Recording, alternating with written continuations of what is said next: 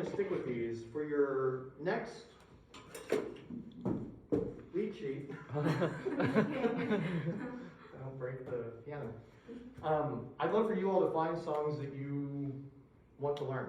Okay. Like songs that you like, I should say. Songs that you know.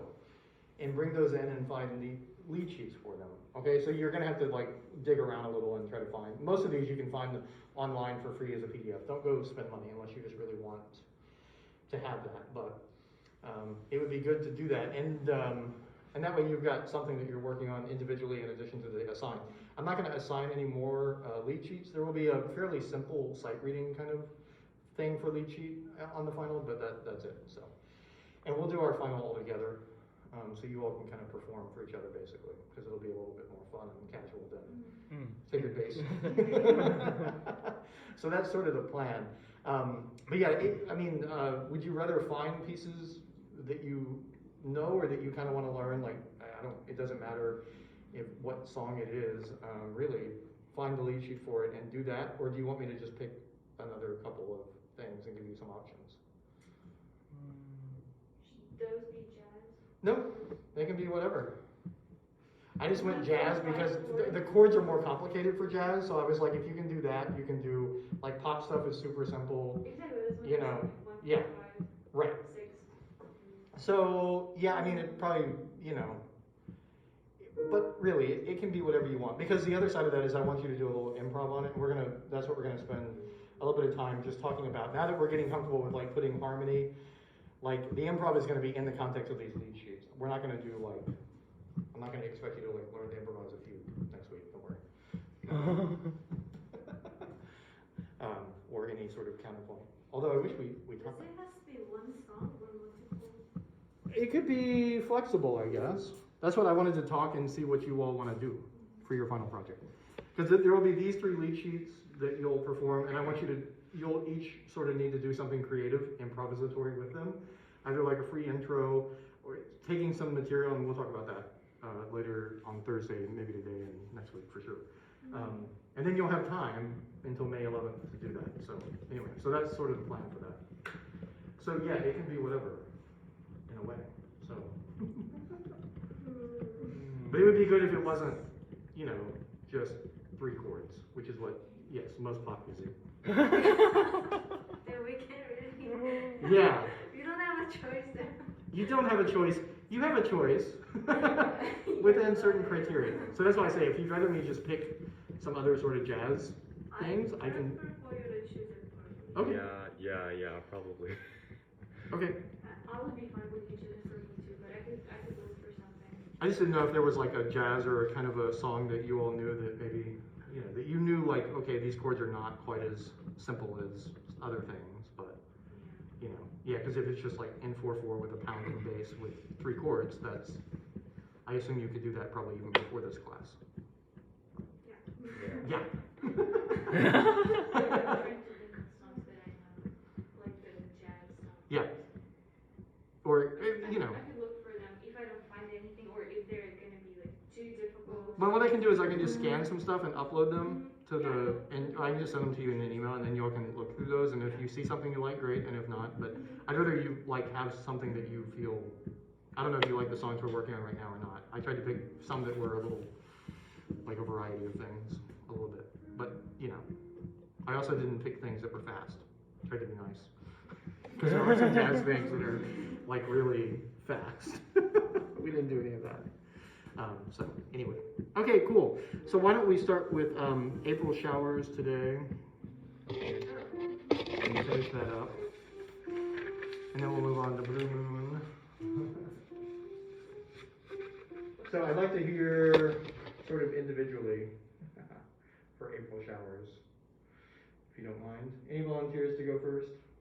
Show us where you're at right now, and then we'll talk about, like I said, some improv-y kind of things. What do you think? Yeah, you want to go first? No. I'm looking for the I just sent the picture to you. Oh, okay. I forgot to bring the phone today. I didn't see. There you go. Perfect. Easier to read that way. Okay, Yuda, I guess that means you're starting. Okay. Impress us.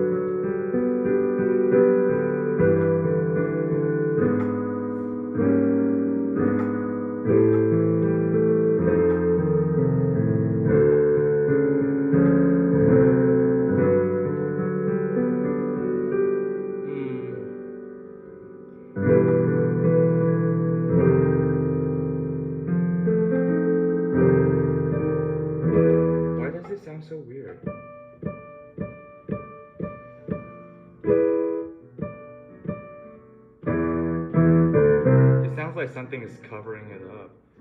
Oh, I don't know. I mean, I can hear it. Yeah. We won't know.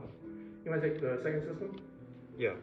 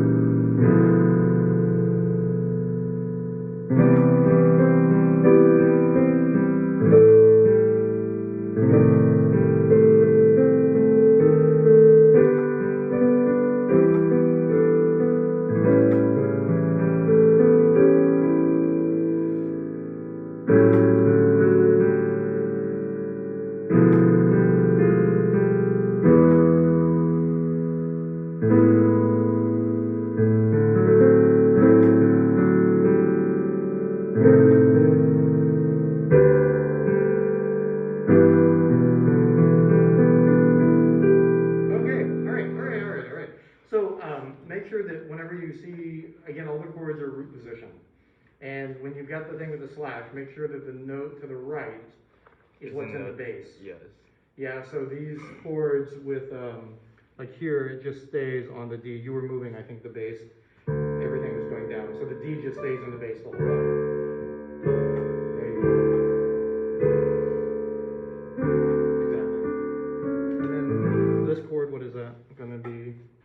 This one. Yeah, the B minor 7. B minor 7. Flat, flat. Right. Yep. Exactly. Yes. So in the right hand, yeah, so always something that looks something like that. Yeah, and that's a good voicing. Okay. Yep. Yeah, so that's good. Great, all right, so we'll come back to that. Next.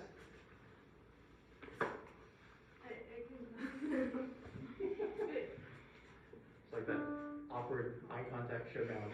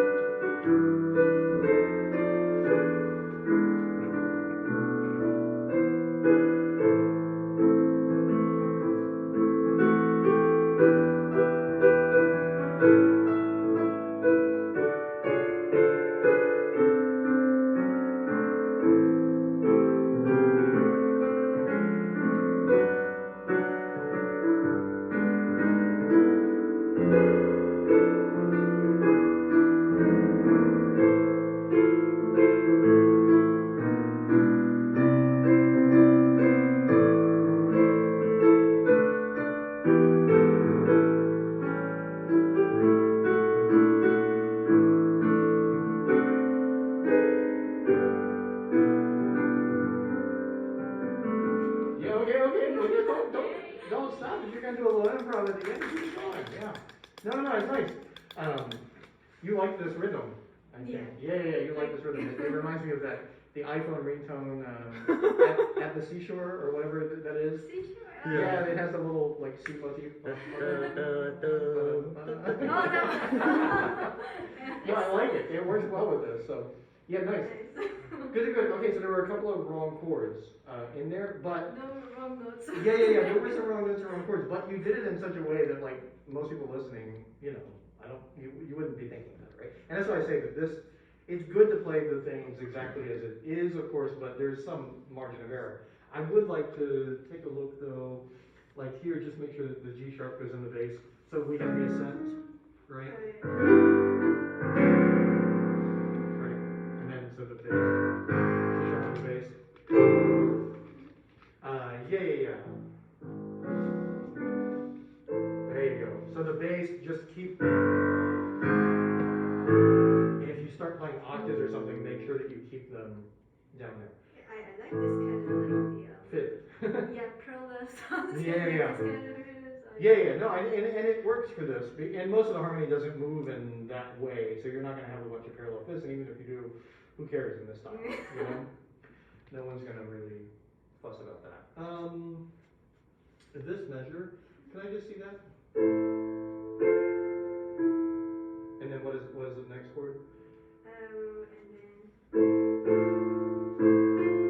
then. Yeah, there we go. So in the right hand we've got a chromatic ascent. The sixth. Yeah. No, so yeah, you're augmented, so basically E natural, E sharp, F sharp.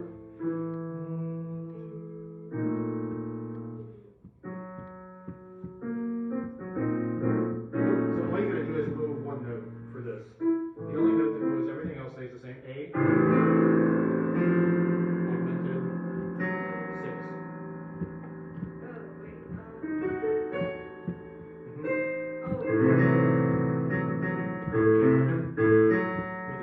It's not the inversion. Yeah, I put C sharp, that's why. Yeah. So A minor with a sixth.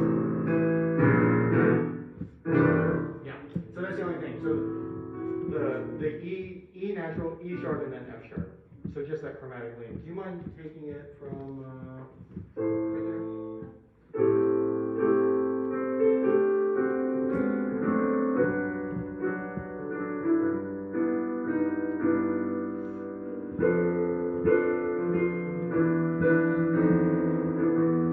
Yeah, make sure that's an F7 chord there.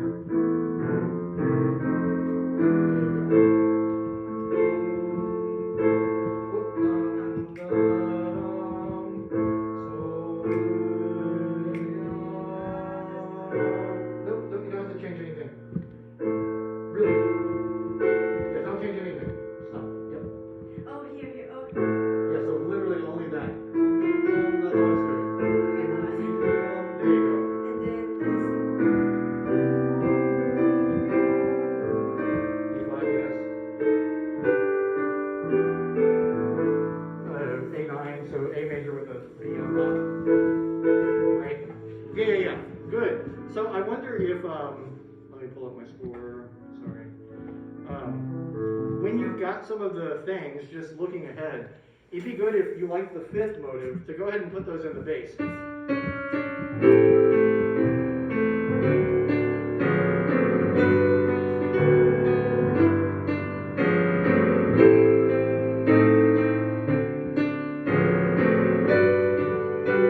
Like there, when you have these long chords,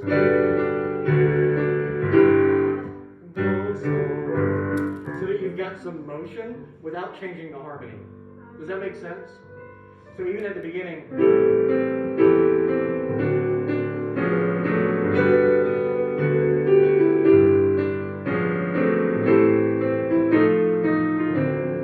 here, you want to try that and just move the bass a little bit more often because it's staying fairly static right now.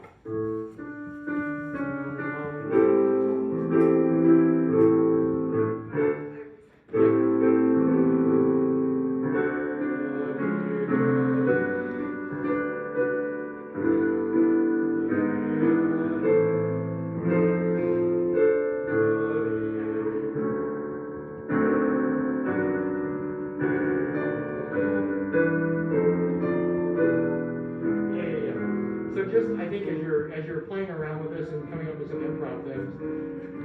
Especially in the style with that kind of quick rhythm, it works to have the bass moving a little bit more frequently. I like this kind of like walking. Yeah, walking bass. And that's what a bass player would do. I mean, that's very boom, boom, boom, right? Cool. All right. Did any of you play string instruments or anything? Are you only keyboardist? Did you play anything else ever? I play violin. Violin? No, I tried to play guitar. It's hard. Guitar's hard. I tried to play saxophone when I was a kid, but it didn't work out, so this is the only thing I could play. Yeah, I used to be a bass player, and I was always grateful for basses. It actually worked out really well. Yeah, double bass. Yeah, that's what I went to HSPBA, and I was a double bass major when I was in high school. So, What yeah. made you transfer to piano? Well, organ really captivated. Yeah. I realized bass is for a dime a dozen. I hated carrying the instrument around. My fingers hurt all the time, and I just fell in love with the organ. So. So just simply changed to major. Well, I'd always been playing piano since I was like 5. Sort of Oh. like I taught myself like how to play by ear and stuff. So it was yeah. That's how it is. Jazz and classical bass. But that's why I think more like a bassist sometimes than other keyboardists, I think. Because I was one in a former life. Long time ago. Alright. As you mentioned the like C motive, Uh-huh. it actually reminds me of the, do you know the song Beyond the Sea? Oh! No. Da-dum-da-dum-da-dum.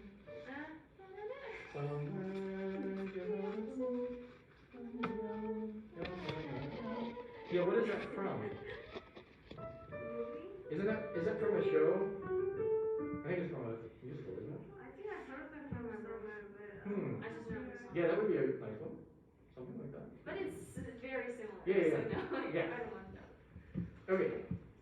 Uh, Yes, volume up. Good.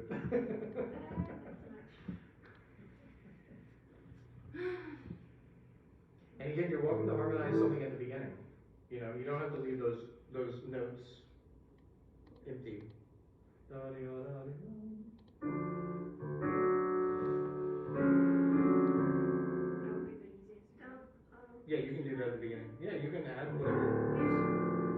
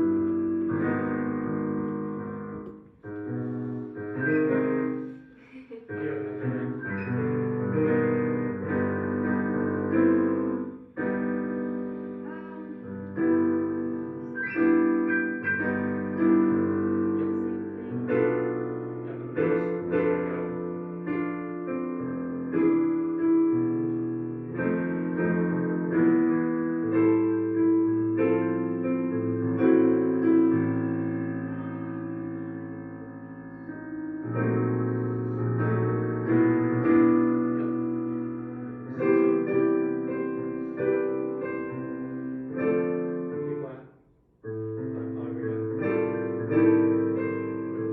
You're gonna want to E flat for the right hand too. There you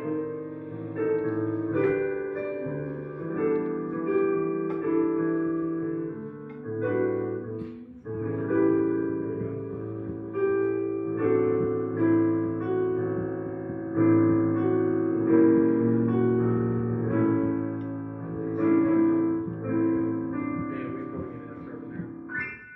There we go.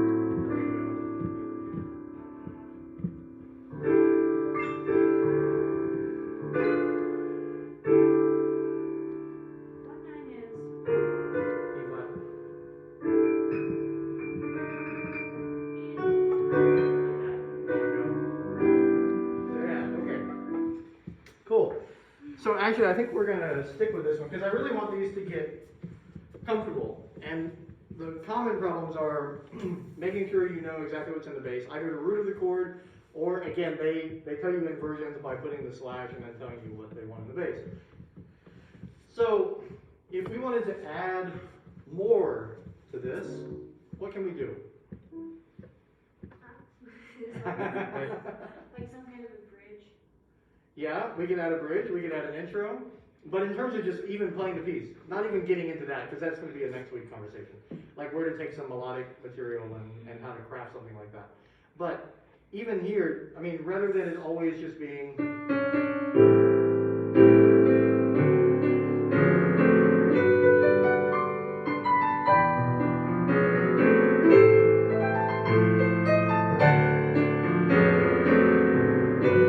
I'd like for you to play around with getting comfortable putting chords up here, because again, I think this idea of like putting all the harmony in the right hand, I'm still noticing sometimes like putting thirds in the bass or seconds and things that don't sound so great. It really is better to get all the harmony in the right hand and let the bass play roots and fifths or some sort of figure. The other thing with this is you could just have you know, this piece probably isn't the best for that.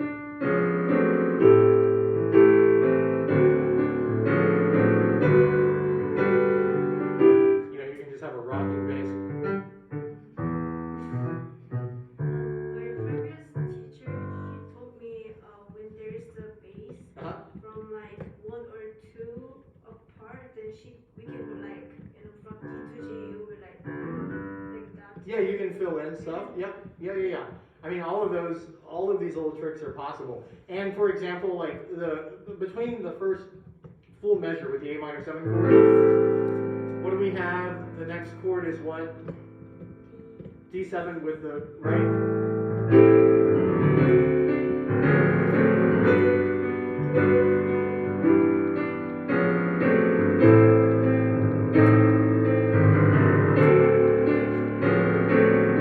Yeah, adding passing tones. So this is the side of improv that we're going to deal with between now and the end of the semester.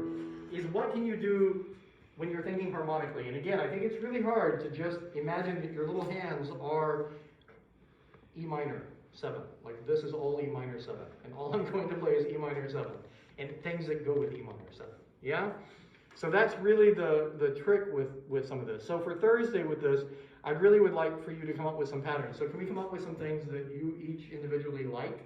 And then I want you to refine those for Thursday. So I'm happy to give some options like arpeggios up here or little passing tones, but I think I've already gotten really good at the bass thing. So can we mix it up and maybe do it as a slow ballad for you so that you learn the piece in different ways? Because let's say a singer comes in and they're like, oh no, I really want...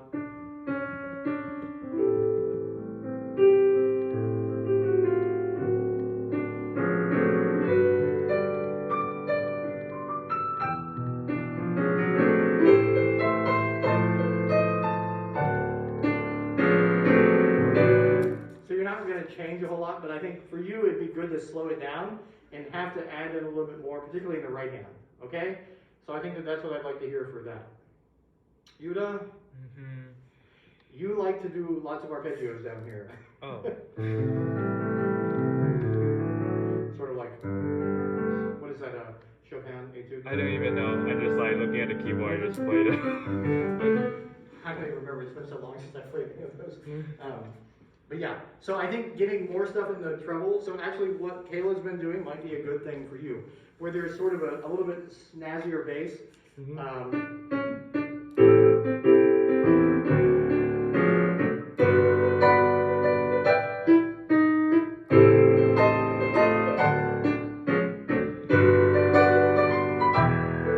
Does that make sense? Yeah. Okay. So trying to get you to move around a little bit more and not just go to arpeggios in the left hand. Okay. I'm going to try to find things that I think will break some of the habits that you're slipping into. That's the point of this.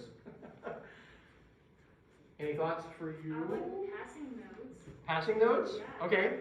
So like what embellishments? I don't know. What in the do you bass, think? in both, all over the place? Both. Like, I don't know. How to say it. Something like that. I don't know.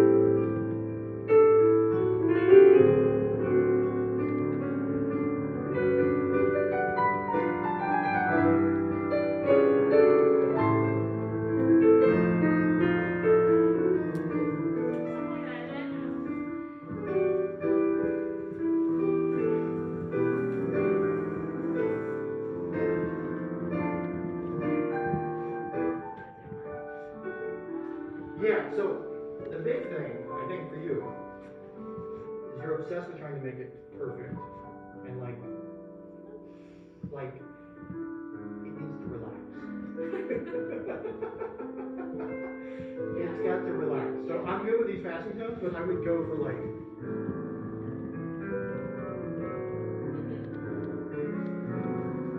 maybe some arpeggios on the bass wouldn't be bad. Because you tend to like lock in, you're trying to spell the chords in your left hand still a lot. Yeah. Yeah. So maybe by freeing that up. So I think maybe just passing tones in the right hand and try to really work on getting more harmony in the right hand and away from trying to fill in chords in the left hand.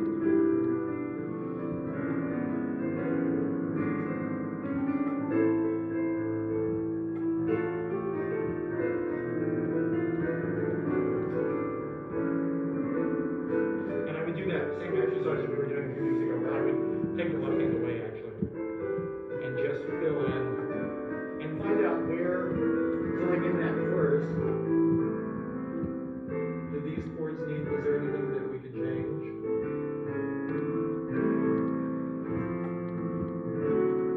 There's a passing tone.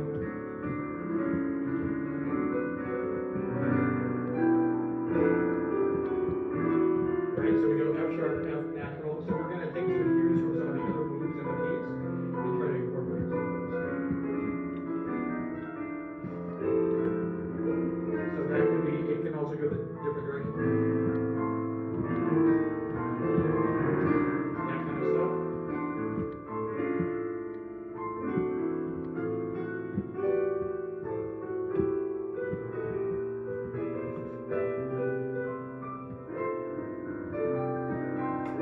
Good. So, the other thing, how are you all doing with Blue Moon, by the way? Like, how are you doing with Blue Moon? Do you want to look at that, or do you want to like kick that down the road till Thursday? Do you have questions about it? Because the other thing I'd love to do in April Showers is actually just have you omit the melody and just get comfortable with the harmony and moving sort of improvised around this harmony.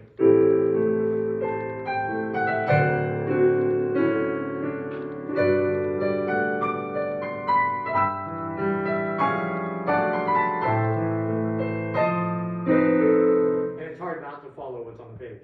And that's the trick, is to just think harmonically and not think about the melody so much. Because I want you to get really comfortable with the chords, because that's going to be the trick to freeing up some of this stuff. Okay? So to not play that. So at the beginning, and even right now, why don't we go through and play, I just want all the harmony, wherever you want it.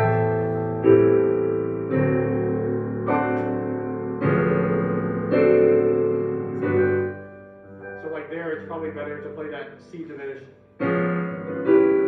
some other place. Does that make sense? So let's go through chord by chord, all right? Let's go through chord by chord, and don't play what's on the page. Voice these chords in different ways, okay? So here we go from the beginning. So no melody. So here's A minor 7, and then I'm just going to say next chord, and we're going to go to the next chord. So Okay. that's what we're going to do. Okay, so A minor 7. Next chord. All right, and then the next chord is what? And then the next chord. Whoop, that's D natural. That is D natural. Yes, exactly. And then the next chord, G major 7.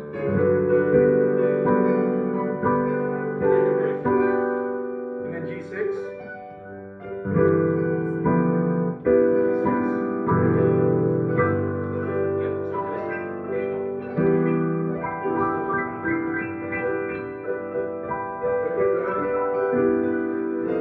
Let's skip to A minor. Yeah, focus more on the chords that I'm saying and just make them happen rather than following along the page. Okay, and then F7. Yes, good, good, good. And then D7.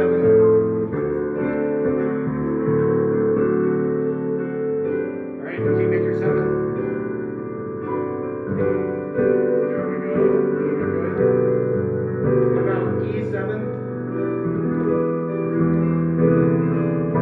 Good, good, good. A9.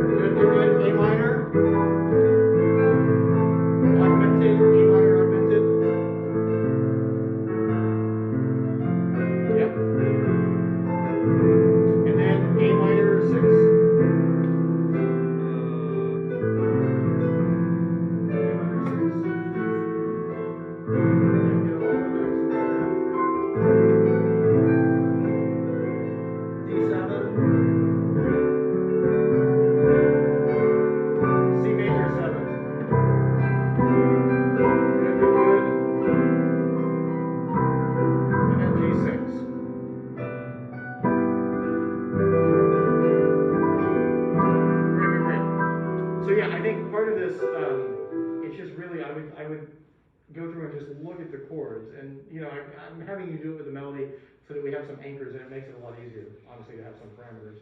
And then you, in theory, already have at least one note of the chord in the hand, too. That helps. But it would be good to free yourself and really just think harmonically. So it's really tricky to process that quickly. What are you thinking about when you're thinking of chords? And I say to play a E7 chord. Yeah. Yeah, the original position. Yeah, you immediately go to the original position. So you're just thinking E, and then, so what I keep seeing is that you all want to spell things out.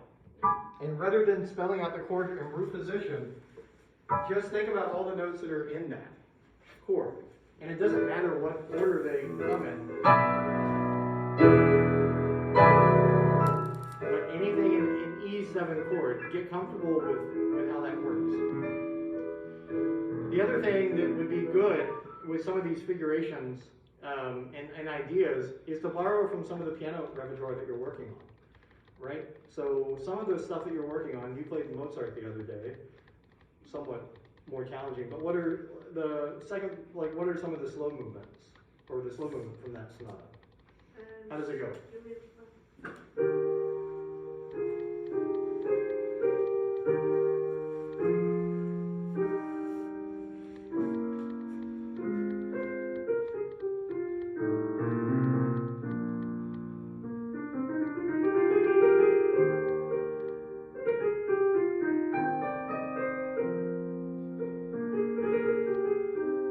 What chords are you playing? Right there, what chord was that? Yeah? Extension?